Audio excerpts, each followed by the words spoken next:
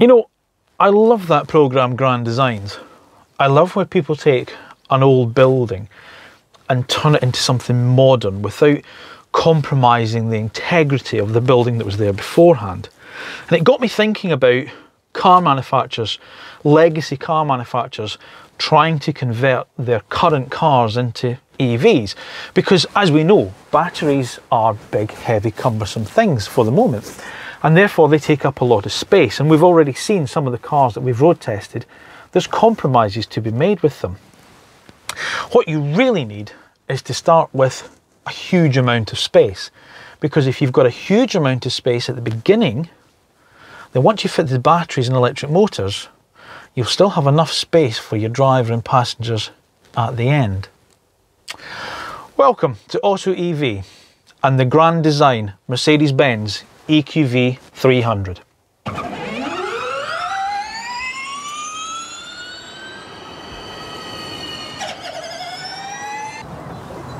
Now, before we start this week's review of the new Mercedes-Benz EQV300, it is of course that time of the day where I tell you to like the videos and subscribe to the channel, and if you could press that little bell button down there, then you'll receive notification of when our next one goes live. We'll be very grateful if you do that. Now, this is the second of the EQ range from Mercedes-Benz. It's electrified brand after the EQC SUV, which we've already tested. There's going to be more cars, obviously, from them with the EQ branding, both larger and smaller. But at the moment, if you want an EQ that isn't an SUV, then this is what you've got. But of course, the V-Class itself is in that area where, as we've said before, the MPV, that's a bit of a dying breed. So can electrifying it give it a little bit of, well, a little bit of an injection of voltage? Now, the EQV, as I say, is based on the V-Class, which is Mercedes MPV, and that is in turn based on its Vito van, its commercial product.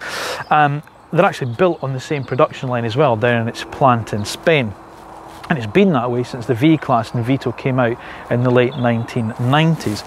And whilst we sort of criticised Citroën a little bit for its e-Space Tourer being a bit too van-like, the EQV, well, it sort of manages to pull off quite a decent styling trick. I mean, it's quite a handsome beast for the type of car it is. Got these nice LED daytime running lights and these nice Mercedes-like dual headlamps here. Big imposing grille in the front with a three-pointed star. The concept car, I think, had that filled in when they first showed it as a concept, but it shares the same open grille as the other models. And then of course down here you've got these nice little chrome flashes around there and the lower grille for cooling. Well, this is where it really does kind of belie its commercial vehicle origins. I mean, it's quite slab-sided, obviously. Now, this particular model is the Sport Premium that we have, which is the mid-range car. So you get these nice alloy wheels and this UV resistant privacy glass at the back. There's some nicely integrated sort of like roof rails here for obviously extra loads that you want to put on. If I was you, I'd probably avoid going silver or black unless you want to be mistaken for a private hire firm, like I was at the local railway station the other night trying to pick my wife up.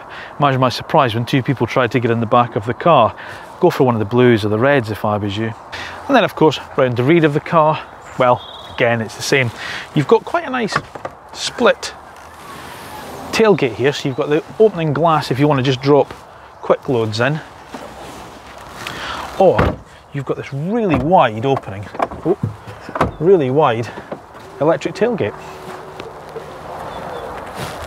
And again, typical Mercedes, nice details. You get the little kind of chrome-like plastic there, which just gives it a bit of a lift, and as you can see, really out to the sides, and the lights just wrap around the side, giving it a really practical big opening. Now, as we said with the Citroën, of course, practicality is key, and all EQVs are 7-seaters. You've got 2 seats at the front, 2 in the centre, and the 3 across the back.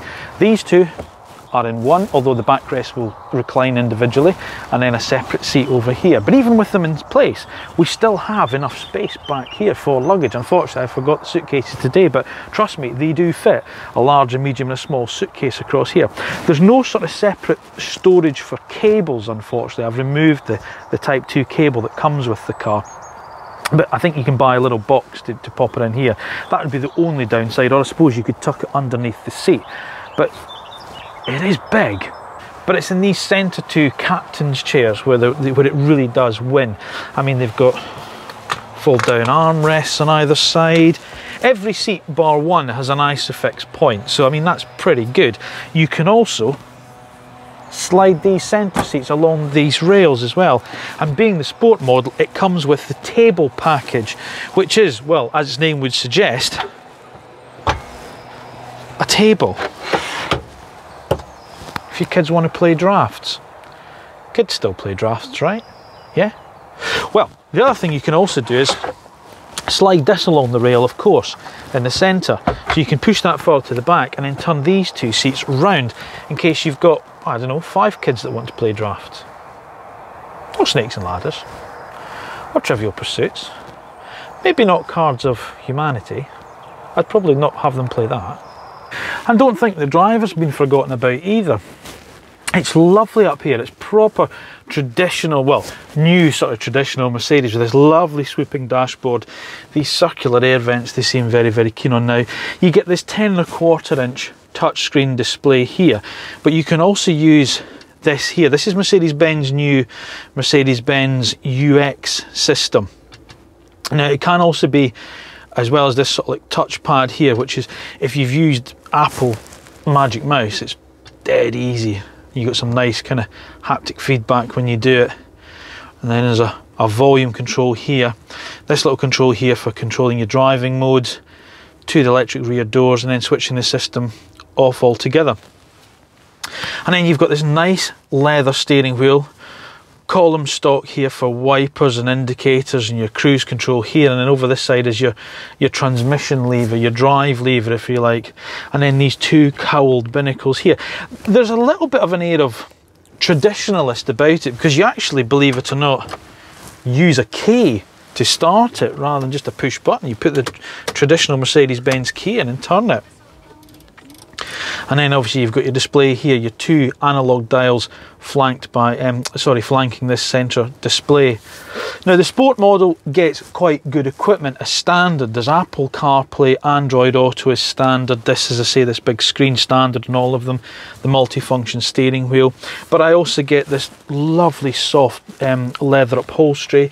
You get electric seats in the front, obviously not the rear, with the 3-position memory. They're heated as well.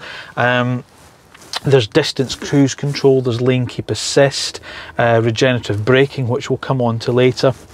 And there's an absolute loads of storage. Now, one of the things, again, we criticised the Citroen for was the storage just seemed, you know, out of reach. But here it's nice. Although you've still got this flat floor in here, we've still got this big binnacle in here where you can close it or open it up, and it's dead easy. You want to reach your water bottle, and there's connectivity in there for your phones. There's no wireless charging for them, but you know, that's neither here nor there. There's automatic lights, automatic wipers, as you'd expect in a sort of like a car of this stature. The only thing I will say is the EQV doesn't follow the internal combustion engine V-Class trim levels. You don't get the AMG line, or even the exclusive line, which gives the rearmost chairs these sort of like individual electrically reclining chairs. And I think that's a little bit of a shame. I think Mercedes might be missing a little bit of a trick with that, because the refinement and the quietness of having an electric motor, as I say, we'll see when we go out on a drive in the car, it would really lend itself well to that sort of, you know, luxury feeling back there. But on the whole, as I say, nice clear instrumentation, everything's nice and easy to hand, everything's easy to use. It doesn't feel like a van up here, which I think is a big plus for the Mercedes. The EQV comes with 1 battery size, and that's a whopping 90 kilowatt-hour battery. And according to WLTP figures, that should see a range of round about 213 miles. And I have to say, over the last few days I've had the car, it's proving to be really efficient, and I think it would get pretty close to that. Maybe sub 200 if the weather's a bit colder, but maybe around about the 200 mark in normal running. It will take charging speeds up to 125 kilowatts as well, which means you can go from 0 to 80% in around about 45 minutes. And charging from your 7 kilowatt wall box overnight, it's 10 hours. So, how does it drive? Well, the EQV300 is okay actually. In fact, it drives better than you think it does looking at it. Now, the raw numbers only tell some of the stats. There's 1 power output available, which is 204 brake horsepower, which means it'll do 0 to 60 in 12.1 seconds, and it's limited in top speed to 98 miles an hour. But as I say, the figures are one thing, but how it feels is quite another. There are 3 driving modes: Eco, Comfort and Sport. And when it's in Sport, well, it feels a bit sprightlier than the numbers suggest.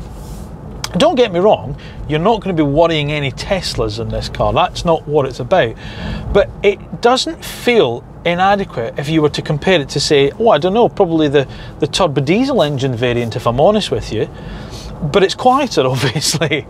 And that's another thing about it, is its refinement. It's a really quiet car. There's not a huge amount of suspension noise from the vehicle. There's a little, you hear a little bit of low frequency noises from it, if I'm honest with you. It would be interesting to drive one with the Airmatic air suspension, which comes standard on the Sport Premium Plus model. It'd be really interesting to see if that made a bit of a difference. It's just occasionally when you hit one of those little joints in the road, or a pothole, where you just get that little bit of noise, that low frequency noise through. Most of the noise from the road is deadened from you by the batteries being slung underneath the car, which aid with the sound insulation on it. And obviously I think more people you have in the car, then the quieter it would be too. But on the whole, as I say, just with me driving it, it's quieter than you'd think. The driving position is really nice too. You know, it doesn't feel too van-like. Like if you've been used to driving an SUV, it's pretty similar to that. And of course, it's a Mercedes-Benz, which means you've got nice control layout, everything's nice in front of us, as I said before, and the controls have a nice tactility about them. Just feels really well screwed together, and just a really nice, proper, grown-up car. When you move on to things like the brakes, again, it's just as you'd sort of expect. Now, you've got adjustable brake regeneration in the V-Class, and it's via these 2 paddles behind the steering wheel, and it tells you up on the dashboard what you've got, so you can take it off completely so that the car coasts. So when you're on an open road like this and you come off, there is no brake regeneration whatsoever. So that's the car being really efficient. Or you can put on it's standard, mid-range, or sort of grade 1 if you like, and then grade 2, where it's very aggressive, and it's almost one pedal driving. In fact, it probably is through town, if I'm honest with you. It's probably that good, and I really like it. I really like that sort of adjustable brake regeneration that Mercedes have put into the car. It does make a big difference. The pedal itself, the brake pedal itself, is pretty good too. There's a tiny little bit of deadness to it when you first go onto the pedal, but then all of a sudden you feel the brakes bite. And considering this is a 2.5 ton car, they do pull it up quite nicely. So yeah, it's, you know, absolutely perfect as far as I'm concerned, as with the brakes are where the brakes are concerned. The chassis, well, look, you're never going to be throwing this car down a twisty bit B road, but do you know what? Actually, it's okay. You're not going to make the kids seasick in the back of this if you fancy getting a bit of a hustle on down a twisty little back road. It's all right. And as these seats are really comfortable, as I say, and you've got obviously the same style in the back. It's not like it's a flat bench. They've got the captain's chairs in the back there, so you know it holds everyone in place really well. If something, you know, you're looking for something just to do the job of transporting a family, there are lots of cars you can choose from. But if you want to transport a family in refinement and comfort and luxury, this does an excellent job of it. In fact, it's difficult to see the appeal of a big 7-seat SUV over the EQV. It really is. This drives really well. I like it. The suspension has got a refinement to it, and as I say, although you've got that low frequency bumps where you just get that little bit of tremor through it, and you do hear a little bit more, you don't hear road noise. And I think on a sort of billiard table smooth road or on a long trip, this would be a very relaxing car. except when you go through a really tight width restriction like that. Yeah, I'd love to take this on a long road trip because I think this would be absolutely perfect for it. This is a really good car. This is really good. Now obviously this isn't going to be a cheap car. The particular model we have in test here is the Sport Premium, and that comes in at 73,605 as tested, because they've got the option of the metallic silver paint and the excellent Burmester stereo system. But the range kicks off with the Sport at £70,000, and you can go higher to the Sport Premium Plus at £77,000. And there are obviously trim differences and optional equipment that's available in those. Yes, it is more expensive obviously than the E-Space Tourer, the Peugeot electric variant, and also the Vauxhall eVivaro, but you are getting an awful lot more car for your money and a bigger range. The only downside is the V-Class itself, the internal combustion engine V-Class, comes in at round about the £50,000 mark, so you are paying a little bit of a premium to go electric with Mercedes. So like we saw with the Citroen, the competition for an electric MPV is actually a bit sparse because there isn't a huge amount of market for an MPV at the moment. But I suppose if you were to think about competition, then maybe you might consider those cheaper options with the PSA Group cars. But at this level of price, probably the most likely competition, if you're not looking at Mercedes' own EQC, then you might be looking at something like the Tesla Model X, because although that is really an SUV, it does actually come with those 7 seats, so it's pretty close to being the closest rival for this. So here's what we like and what we don't like about the Mercedes-Benz EQV300. We like its practicality. It's comfortable. It's well equipped. It has a good range, and it drives better than you'd think. We don't like it's expensive. It's a limited range and options in comparison with the internal combustion engine V-Class. And the ride could be better on standard passive suspension. You know, I wasn't really sure of what to make of the EQV when it arrived with me. Like the Citroen E-Space Tourer before, there is still a whiff of, well, commercial vehicle origin about it, and it can't escape that. And I also appreciate that sat in a Mercedes-Benz showroom next to a shiny new EQC SUV, that its appeal might be a little bit diminished. But don't discount it. You see, this car drives better than it has a right to. It's vast inside, as we've seen. It's well equipped. I appreciate it's not cheap, but no Mercedes-Benz really is.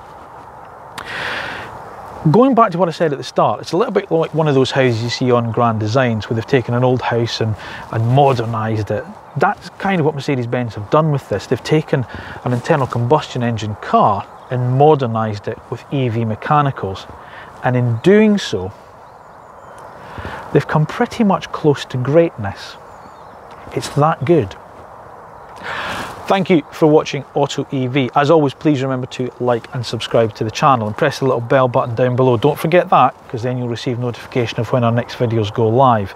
And if you haven't been there, head over to autoev.co.uk, where our complete back catalogue of road test reviews are there for your viewing pleasure.